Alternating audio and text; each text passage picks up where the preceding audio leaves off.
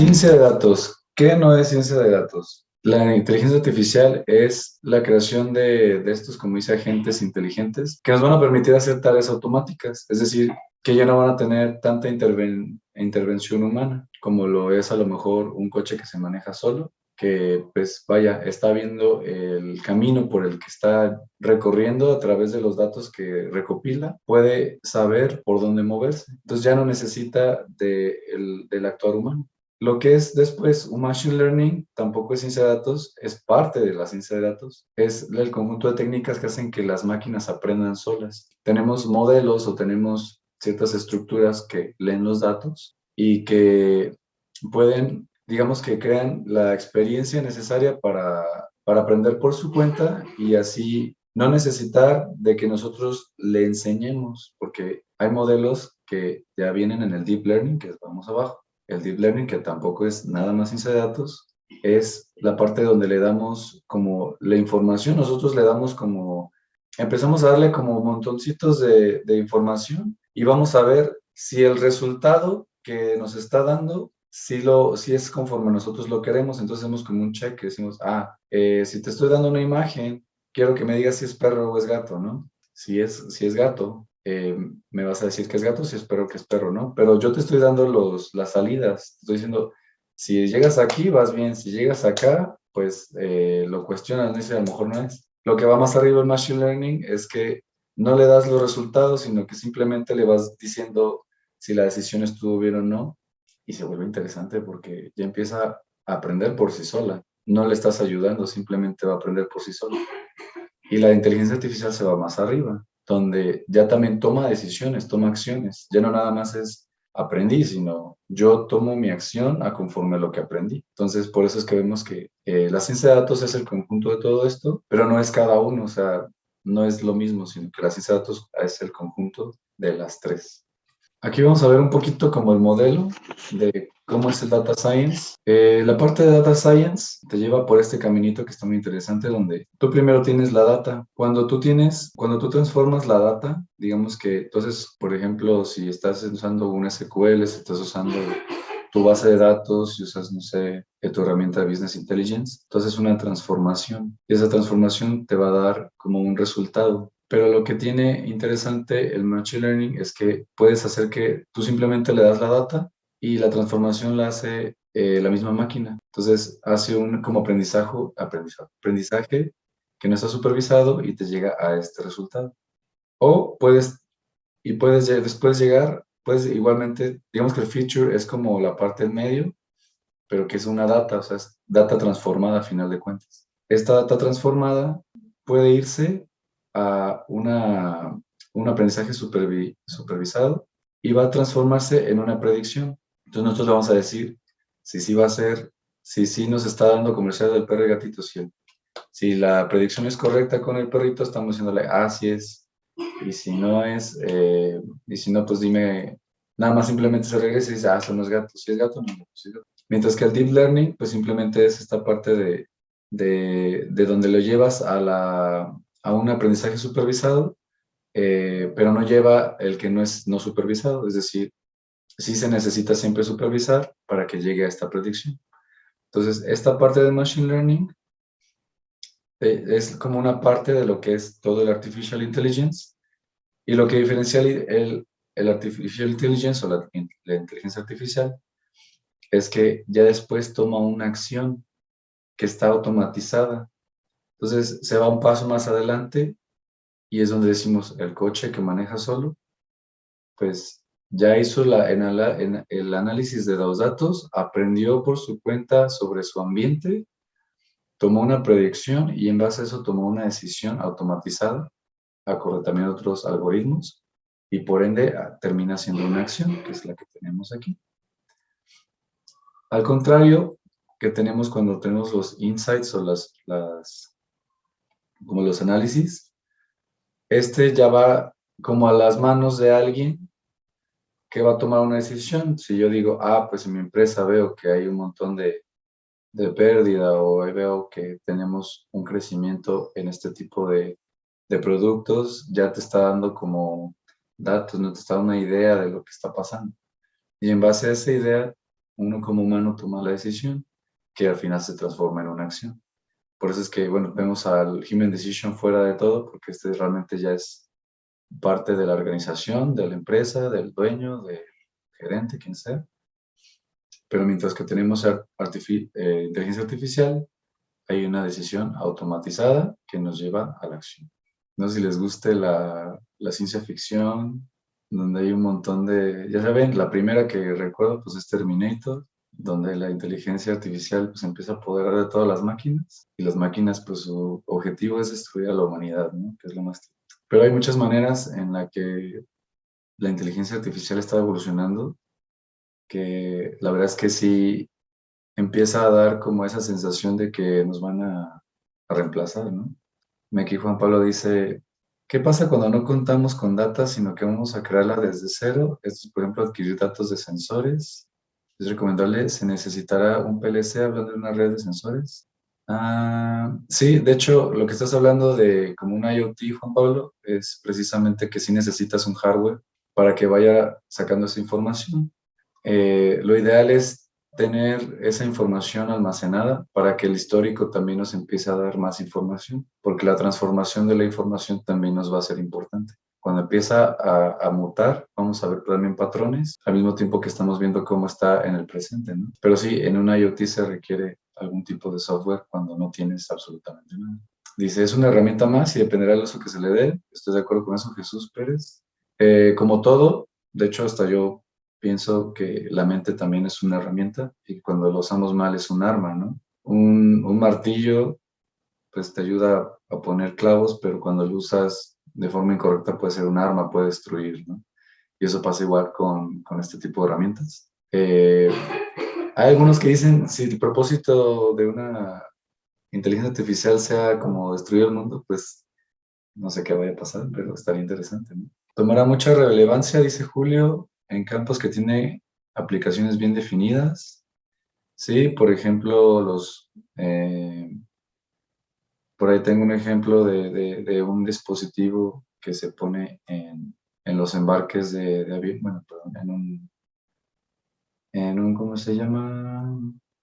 En un envío de avión donde empieza a registrar el producto, qué tan húmedo está, qué tan frío está, qué tan caliente, en dónde está en el mundo, y a través de toda esa recopilación de información, pues empiezas a agarrar un montón de datos que te van a empezar a poder predecir, incluso, o sea, qué producto va a salir pronto o cómo va incluso a ir el avión, cuál ruta va a tomar, porque ya tiene tantos datos que dice, va a ser esto. Mira, Daniel nos comparte un documental, ahorita no lo voy a ver, pero muchas gracias, Daniel.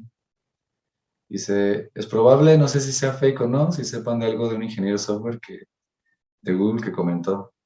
Esa ese está padre, no sé a cuál te refieres, pero...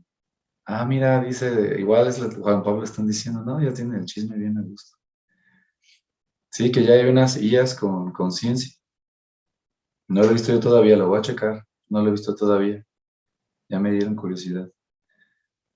Pero bueno, pensando en lo que tenemos aquí, si dominará el mundo, la mayoría de los ingenieros de ciencia de datos, pues pensamos que realmente no, porque las IAs tienen un propósito. Es decir, que no se salen de su canal. O sea, si tú les dices, vas a hacer que el coche vaya a tal lugar, ahí lo vas a hacer. Si le dices, quiero que prepares las comidas que se necesitan para tales días conforme a mi nutrición, es lo que va a hacer. O sea, no va a salirse de su cajita y decir, ahora es momento de tomar otra ruta y llevar al humano a matarse o cosas así, ¿verdad? No es realmente lo que puede pasar. Sin embargo, pues de repente sí vemos mucho de ciencia ficción donde incluso ya se comenta que a lo mejor en un punto en nuestro futuro vamos a poder como vivir dentro de una máquina y que nuestra conciencia se transfiera. Yo en lo personal no lo veo del todo posible porque, bueno, para los que somos un poquito más, que les gusta la espiritualidad, pues a lo mejor estamos en la idea de que hay un alma, ¿no? Entonces no se me haría como tan factible que esa alma se transfiriera, pero a lo mejor quién sabe, ¿no?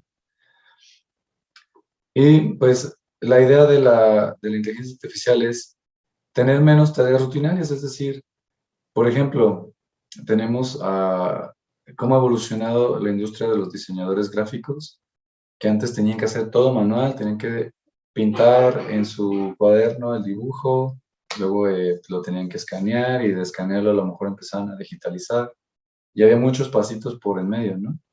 Ahora la tecnología ha llegado al punto en el que ya no necesitan estar haciendo todos esos procesos rudimentarios y podría decirse que hay gente que ni siquiera tiene que ser diseñador gráfico para empezar a diseñar, ¿no? Porque ya hay tantas herramientas que, que ya no es, el tema ya no es la herramienta en sí, sino la creatividad. Y es algo que sí me gusta mucho de la inteligencia artificial o de la tecnología de información en sí, que está avanzando a tal punto en el que ya no vas a necesitar tú de saber todo de la herramienta, ni de todo cómo hacerlo, sino más bien tener mucha creatividad.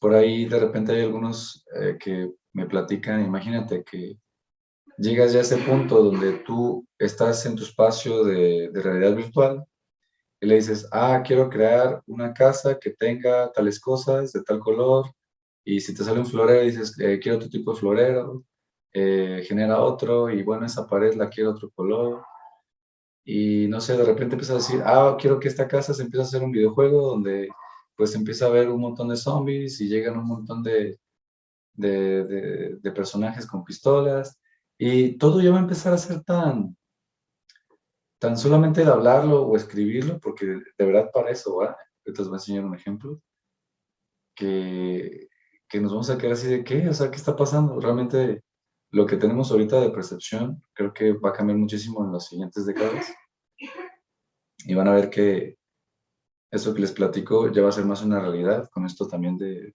Mark Zuckerberg con su multiverse y lo que están creando en la realidad virtual. Se me hace que va a ir mucho a ese lado.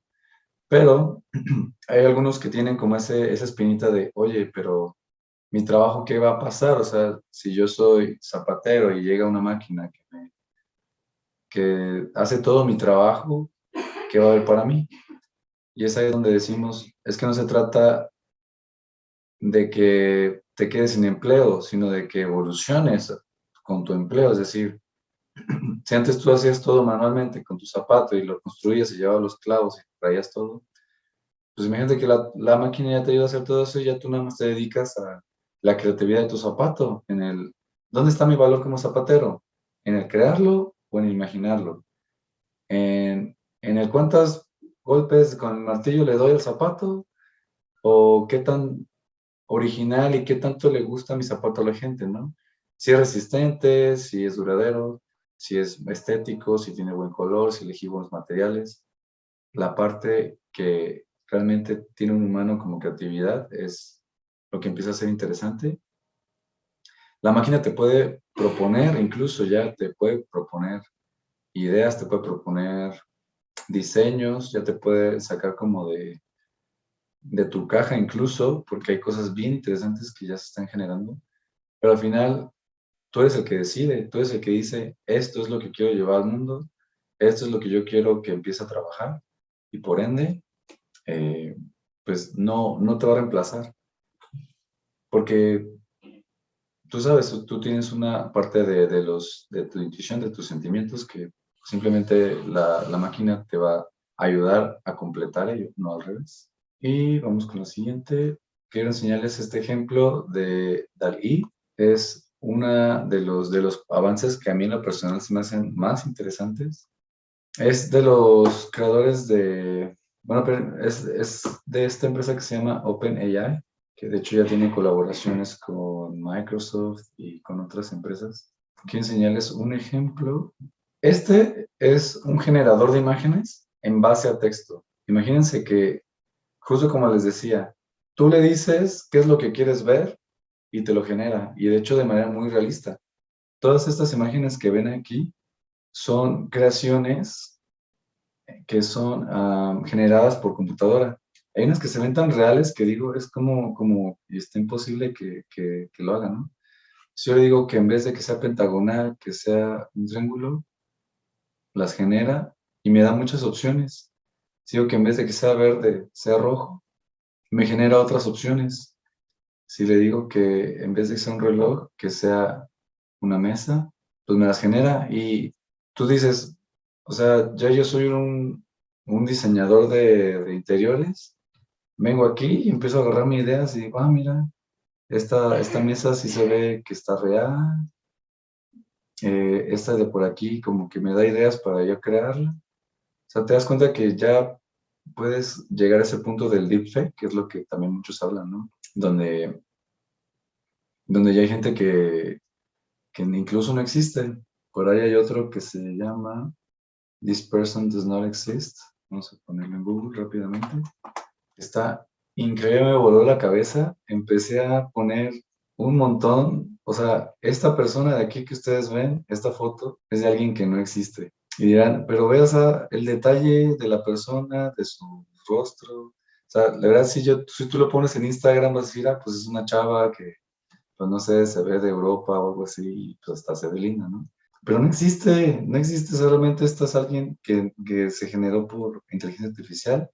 Puedes darle a actualizar la imagen y te trae de otra persona que es totalmente posible que esta persona exista porque se ve increíblemente detallado, pero no es. Y de hecho, sí hay maneras de reconocer. Hay algunas imágenes que tienen algunos errores.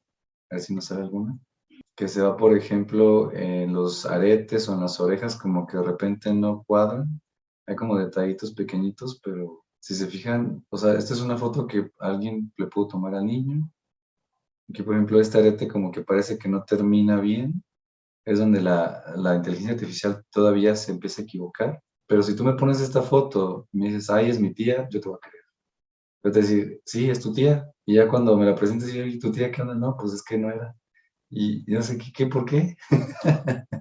Estas son algunas de las cosas que a mí me maravillan, la verdad, y bueno, se las quería presentar. Esto es parte de la ciencia de datos, es solamente como la punta del iceberg, digamos que es la parte sensacional porque nosotros vamos a concentrar en la parte de empresas, pero creo que es importante tener como una idea del potencial que esto tiene y que llevado a una empresa, pues imagínate todo lo que podría ser, ¿no?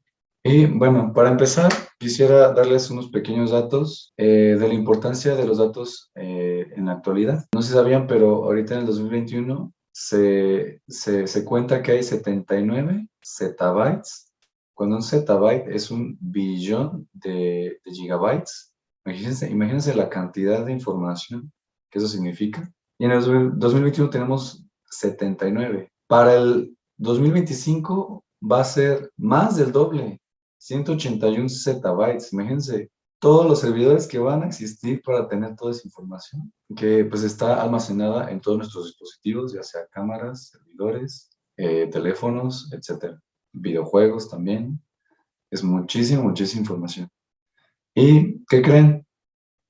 72, perdón, 97.2 de las empresas ya están invirtiendo en lo que es la Big Data y en inteligencia artificial, pero también hay del 60 al 79% de los datos, de todos los datos, no se usan en la analítica. Y tiene sentido porque imagínate cuántos zettabytes existen y realmente hay un pequeño porcentaje que por ahí va de los 25% que realmente se está usando para hacer analítica, para hacer lo que es la ciencia de datos. Hay muchísimo más potencial por usar, tenemos muchísimo más datos de lo que pensamos, pero el 63% de las empresas no pueden porque no tienen disponible este tiempo para generar el valor con esta data. Imagínense que su empresa es un restaurante y a lo mejor sí tienen su sistema de cobro, ¿no? De que tienen ahí los pedidos y empiezan ahí a registrar todos sus datos, pero realmente los tienen nada más como para los reportes, ¿no? De que, pues, cuánto se gastó este día, de qué necesito comprar, cosas como unos insights muy básicos, pero podrían evolucionar, incluso a decir quiénes son los clientes que más vienen, la predicción de si en el siguiente año van a venir más clientes o van a haber menos. empiezas a hacer un poquito más de transformación de esos datos para tener estas decisiones. Y pues nos vamos al siguiente. Y aquí vamos a leer una pequeña pregunta. ¿Cuánto valen tus datos? En 1990, ¿qué pasó? Estamos pensando en la información, bueno, que los datos, su función es descriptiva, es decir, veo una foto y la describo, ¿no? Aquí en esta foto hay pues personas y estoy escribiendo, ¿no? Es un dato que está escrito. O no sé, tengo una factura y describo qué es lo que tiene la factura de estos productos, tiene este costo, se hizo en esta fecha, la compró tal persona. Entonces, esta es la parte de la descriptiva. Ya después, entre 2000 y 2005, cambió a la diagnóstica, donde ya empezamos a usar lo que es un poquito el business intelligence y empezamos a analizar los datos. O sea, ya empezamos de que tengo todas estas facturas y de todas estas facturas, o sea, de quiénes son, cuántos son, qué fechas son las que más vendí, cuántos son los montos. O sea, empiezo a juntar data y le empiezo a diagnosticar, empiezo a ver qué significa tener todo esto, ¿no? Ya empiezo a decir por qué pasó, por qué tengo tantas facturas de este cliente, por qué tengo tantos productos en stock, etcétera, ¿no? Ya después, en 2005-2010, empezamos a ver que sea predictiva. Y la pregunta es, ¿volverá a pasar? Y empezamos a hacer la pregunta, oye, ya vi por qué pasó, vi porque mi proveedor pasó por estas cosas, o porque la bolsa fluctuó en estas formas, o porque en mi restaurante, pues, era Navidad y pues obviamente pues, no iba a llegar tanta gente. O sea, empezó a hacer, ya después de que supe por qué pasó, voy a decir, ¿volverá a pasar?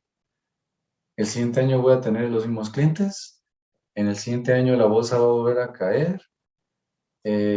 Empiezo a generar esta discusión con mis datos y empiezo a conocerlos de manera en que ya yo empiezo a ver si me puedo adelantar al futuro, ¿no? Empiezo a ver si puedo adelantarme a esas decisiones que están pasando en el mundo.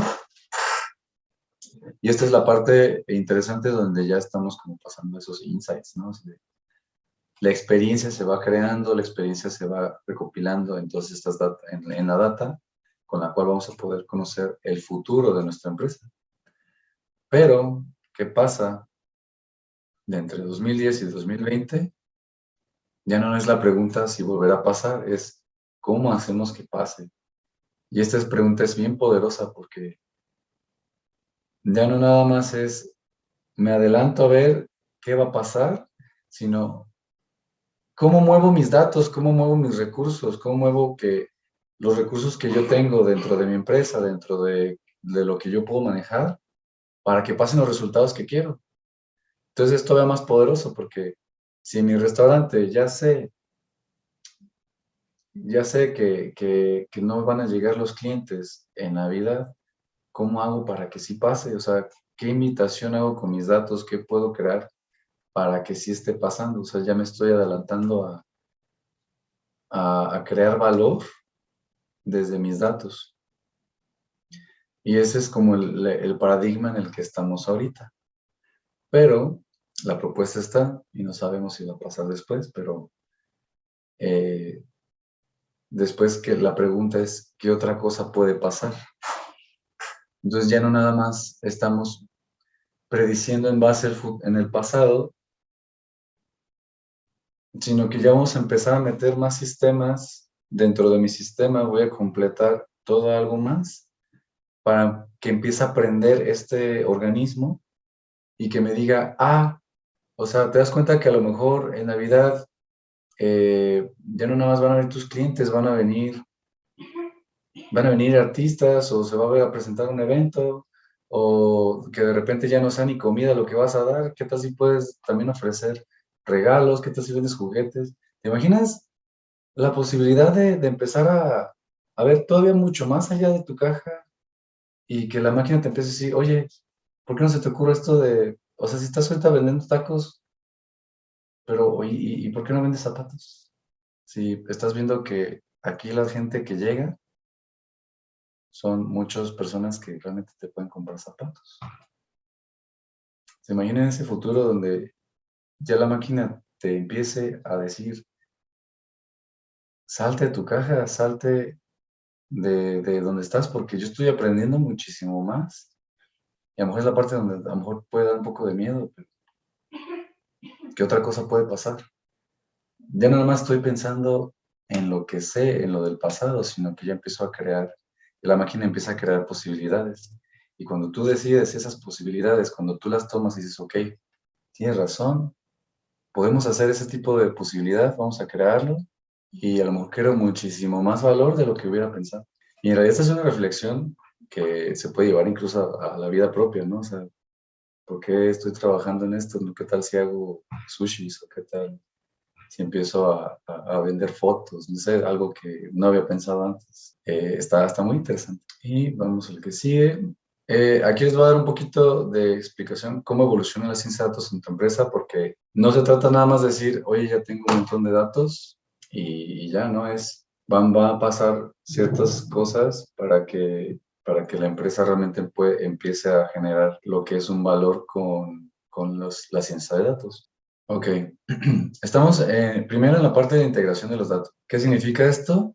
¿Qué significa esto? Que vamos a recopilar todas las fuentes de información que tengo en mi empresa, las voy a empezar a juntar en lo que a lo mejor podría ser un Big Data o un Data Lake, que es el que conocemos. El Data Lake es como este conjunto de bases de datos que muchas veces es no estructurado, perdón. Y cuando digo no estructurado es que toda esa información puede ser muy heterogénea. Es decir, que por ejemplo en uno tienes un conjunto de archivos de Excel y otro a lo mejor tienes un conjunto de bases de datos en SQL, en otro tienes una API que se conecta a una red social. Juntas todos y empiezas a hacer como esa mezcla de cosas y empiezas a decir, ¿te has fijado que en la empresa la productividad se reduce a las 11 de la mañana? Y dices, es que a lo mejor es porque en tales sucesos que están pasando en las redes sociales están distrayendo o están impactando a la parte operativa. Y dices, ok, entonces empiezas como a tener ese tipo de conexiones que están muy ajenas, pero al mismo tiempo se empiezan a crear, ¿no?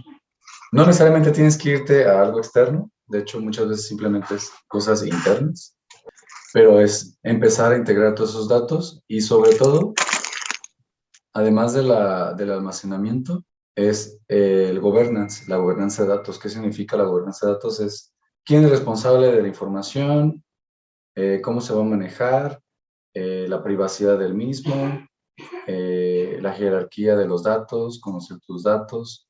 Sí se tiene que empezar a hacer un conocimiento dentro de esa data, no puede ser como de, voy a agarrar todo lo que me encuentre en internet, lo voy a poner aquí, no, es como, tienes que saber de dónde viene esta información, cómo la voy a estructurar, y para eso vamos a la parte de la democratización de los datos, donde ya tienes esta estructura de tus datos, tu integración, y empiezas a tener ese acceso a tus datos, es decir, ya hay gente que empieza a hacer reportes, empieza a hacer lo de Business Intelligence, que en cierta forma es, creo un dashboard, creo una vista de todas estas información y empiezo a ver que hay una democratización.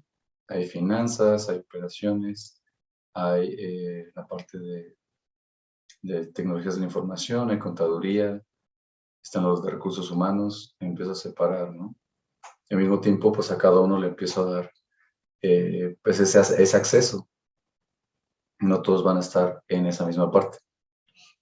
Y después empezamos a los insights y a los analytics, donde empezamos a reconocer los patrones, y en la analítica aumentada, donde empezamos a usar algunos modelos de datos y empezamos a ver, como vemos antes, por qué pasan estas cosas y empezar a analizar por qué esta información funciona como tal. Para esto, esta parte tienen que saber que sí tiene que haber un acompañamiento de, de personas que también estén evolucionando con todo esto, porque la ciencia de datos no es una tecnología que trabaja sola, trabaja con personas. Trabaja con personas que saben lo que significan los datos y que están en constante evolución con la empresa. Ya después nos vamos a las capacidades predictivas, que es como lo padre, ¿no? Decir, pues si en el trimestre del año pasado tuvimos estas ventas, perdón, y dado las cosas que hemos estado analizando, ya hacemos una predicción de que en el siguiente año, en enero, voy a tener tales ventas, voy a tener tales montos de dinero, y empiezo a permitir que mi herramienta haga predicción sin tanta necesidad del análisis como con alguien, ¿no? Y ya la parte que es más alta, son las capacidades prescriptivas, que es lo que les decíamos, ¿cómo hago para que funcione mejor? Entonces, evolucionamos la organización para que el Machine Learning y la inteligencia artificial tomen ya a lo mejor ciertas decisiones o nos ayuden a tomar ciertas decisiones para que ya no nada más sea oye, vi que esto nos funcionaba, sino cómo manejo las cosas para que sí funcione y nos dé la meta. Entonces, ya nosotros ya no estamos enfocados en cómo hacerlo, sino en qué meta queremos. Si decimos, quiero que sea el doble de ventas, no sé cómo va a funcionar, no sé cómo va a ser, pero mis capacidades prescriptivas de mi tecnología me van a ayudar, me van a apoyar a que esto suceda. Entonces ese ya es un nivel más grande. Es importante resaltar que, que todo esto es un proceso. O sea, muchas empresas se quedan o personas se quedan con la idea de que simplemente, ya llegó el ingeniero de datos, el de ciencia de datos, me va a poner un data lake y ya de inmediato voy a empezar a sacar mis capacidades prescriptivas. Es totalmente un error, es un proceso que se va llevando de la mano, porque cada empresa tiene diferentes necesidades para empezar, tiene diferentes capacidades y tiene diferentes recursos humanos, porque al final no es que la máquina llegue y te haga todo, no es como que te compras el coche que se maneja solo y te lleva a donde quieras. En este caso es una organización, no es una sola acción, es una organización la que va a empezar a adoptar esta cultura de data, donde ya hay personas que aprenden en conjunto con la máquina, que van a ver, ok, yo voy a usar esta máquina para esto, voy a usar este modelo para esto. Como ingeniero de datos, no siempre va a tener todo el conocimiento de lo que hay detrás del negocio. Es algo bien importante. Incluso en la parte de Business Intelligence, lo vemos todos los días donde a lo mejor yo como experto en Business Intelligence, en la parte técnica, yo te sé mover maravillosamente un Power BI o ClickSense. Te puedo hacer los modelos de datos, te puedo transformar tu información.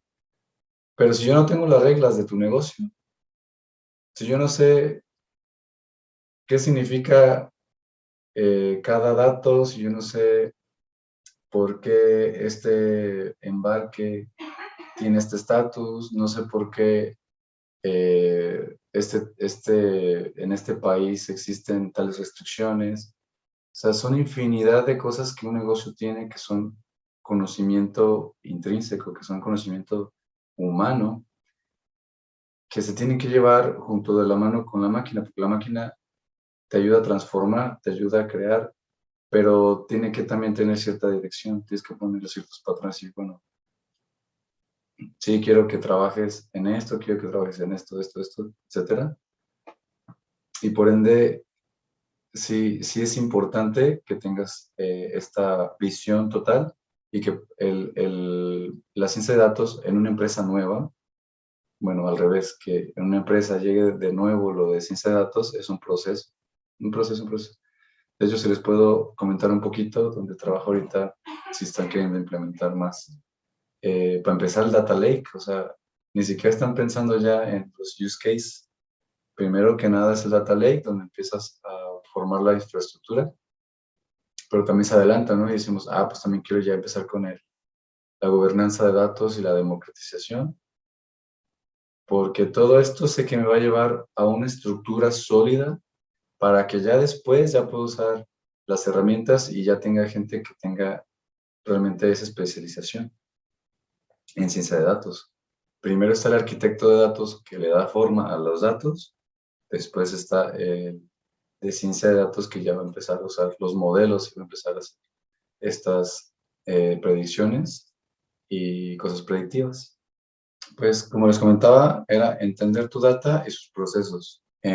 Por ejemplo, si les hablo un poquito de la industria en la que estoy, de logística, no nada más es saber de cuántos embarques hay y de qué cliente, ¿no? De qué proveedor estoy usando servicios, sino que hay un proceso en medio, ¿no? Ok, si no se eligió por mar, ¿por qué fue por tierra o por qué fue aéreo? Entender cómo estas necesidades de tu cliente, de tu proceso, o incluso interno, ¿no? Bueno, yo le paso el reporte a tal persona de los gastos financieros y ya me dice, pues yo los tengo que transformar. Y empiezo a ver que si cuadre, le hago un poco de data quality, y empiezo a analizar.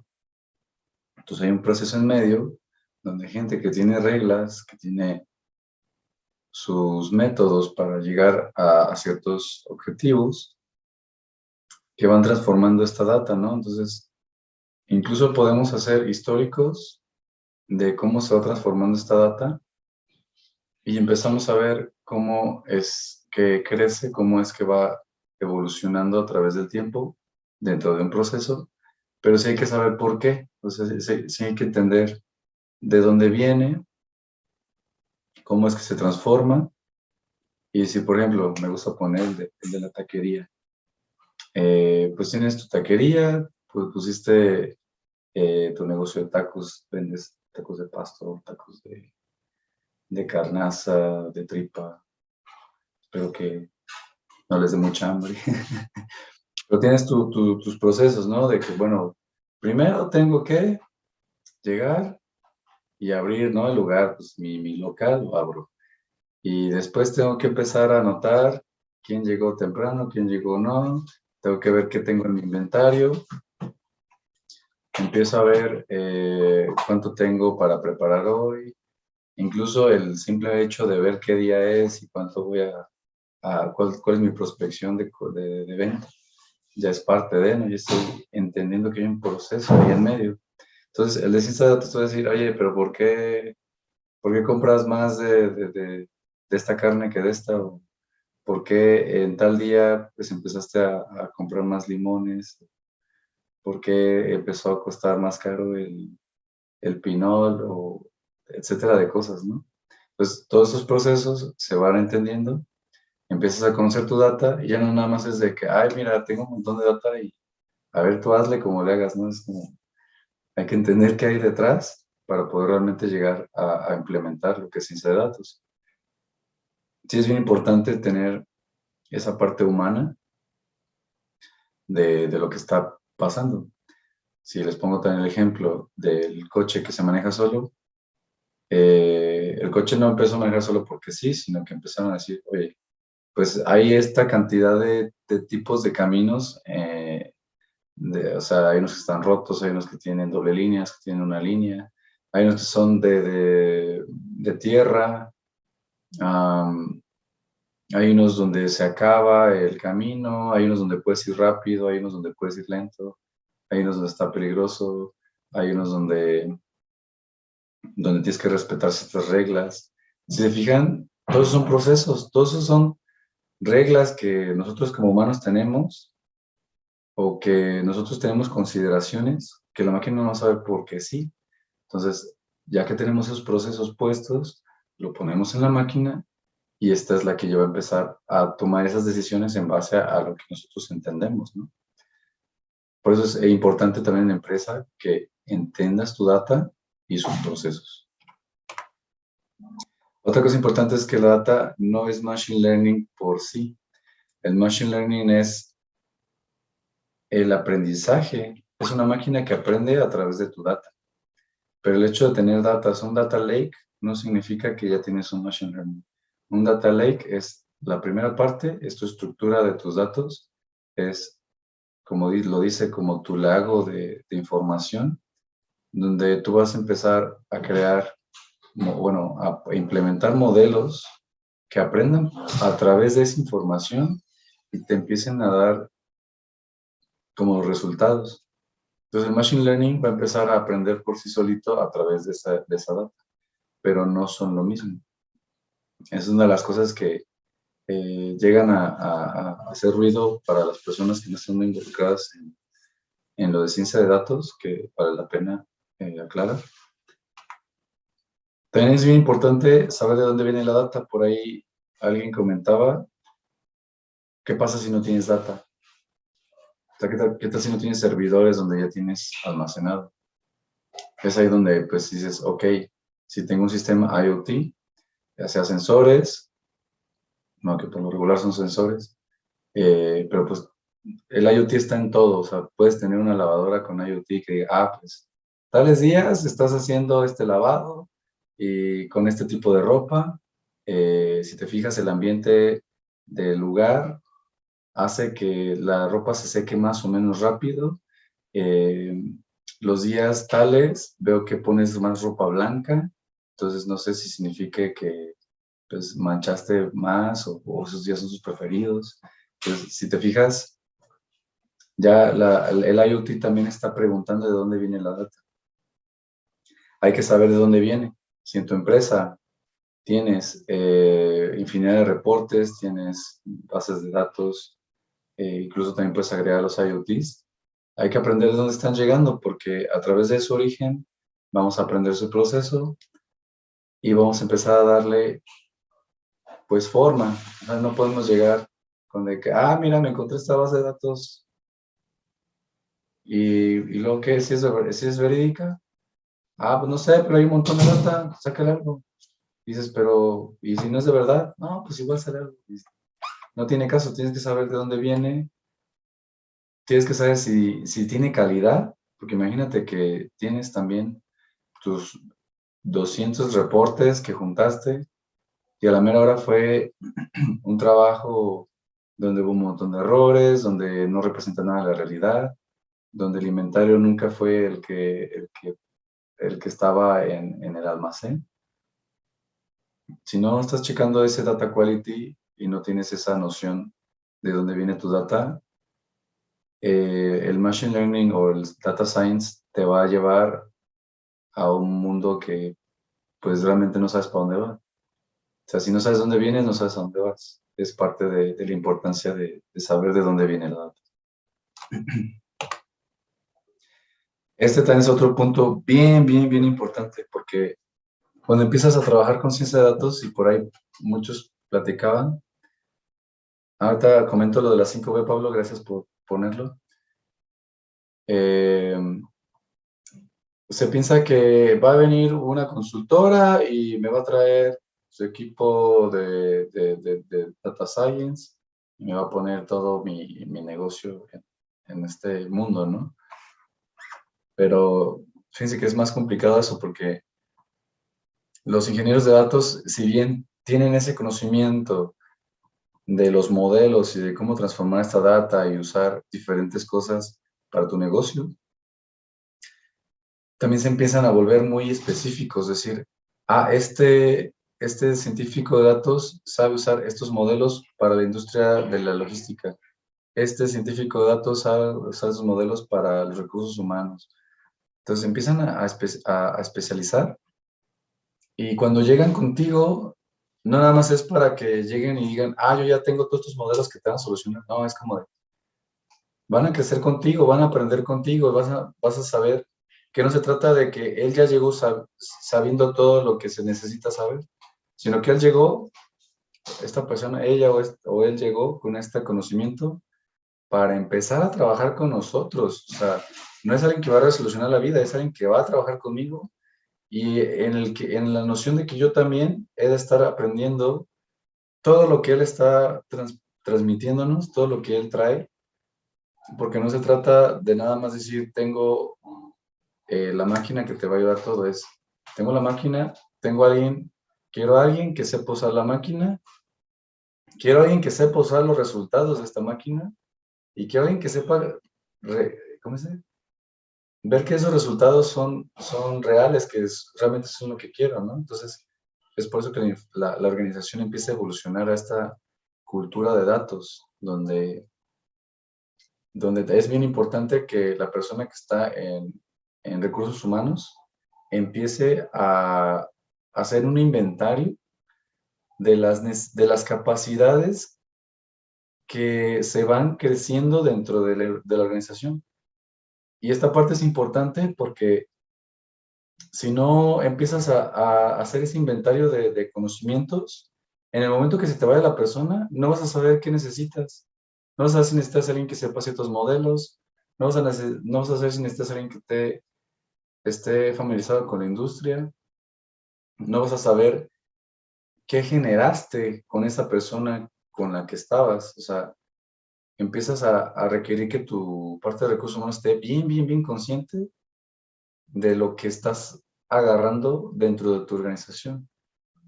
Porque en la medida que tengas ese inventario, vas a poder decir, puedo replicar este mismo modelo con otra persona, me la traigo, necesito estas cosas que necesite, y las mismas personas que están dentro del mercado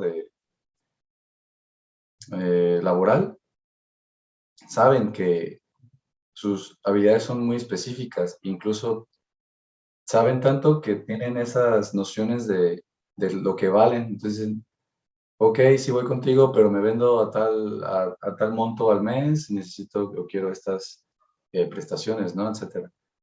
Entonces, como estamos en esa parte de esta evolución en la que las empresas empiezan a agarrar estas nuevas personas, sí es bien importante que la parte de recursos humanos esté tan consciente de este nuevo mercado y de cómo está evolucionando, que incluso ellos ya empiecen a tomar estas riendas de los conocimientos necesarios, porque Data Science es muy inmenso. Data Science es un montón de herramientas, un montón de transformaciones, un montón de modelos, un montón de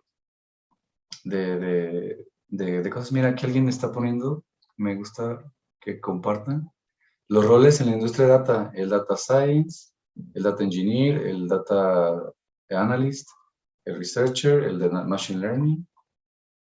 De hecho, hay uno que están proponiendo que se llamaba,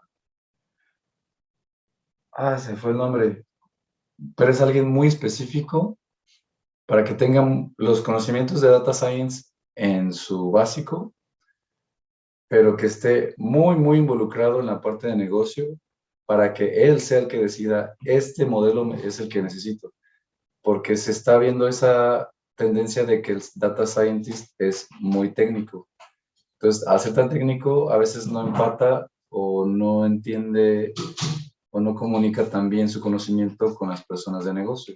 No sé si algunos de ustedes lo llegan a tener, al menos de mi parte sí lo experimento mucho, donde sea alguien que es muy inteligente en la parte técnica, que sabe un montón de programación, sabe un montón de ciencia, ¿no? Pero a la hora que ya lo lleva al negocio es como de, oye, ¿cómo le digo qué necesito? ¿Cómo le digo qué transformamos? ¿Cómo le empiezo a traducir mi negocio a lo técnico y lo técnico al negocio? Entonces, está este rol que es muy interesante. Estaba viendo que tienen esta propuesta que antes se le daba al data scientist, pero empieza como a ver esa necesidad de que necesita alguien específico para traducir. Muchas gracias por tu aportación, Daniel. Y si me voy un poquito atrás con lo de Juan Pablo, las 5 Vs del Big Data, volumen, velocidad, veracidad, variedad y valor, que son bien importantes también a considerar cuando haces tu data lake. También tómelo mucho en cuenta. Y bueno, nos vamos con la siguiente, que es lo que les decía. Bueno, repito un poquito, recursos humanos más tecnología, que tu parte de recursos humanos esté muy, muy, muy empatada con lo que está actualmente. Creo que sería un mega, mega plus que haya una persona de recursos humanos que tenga mucha noción de lo que existe en el mercado de las tecnologías de la información.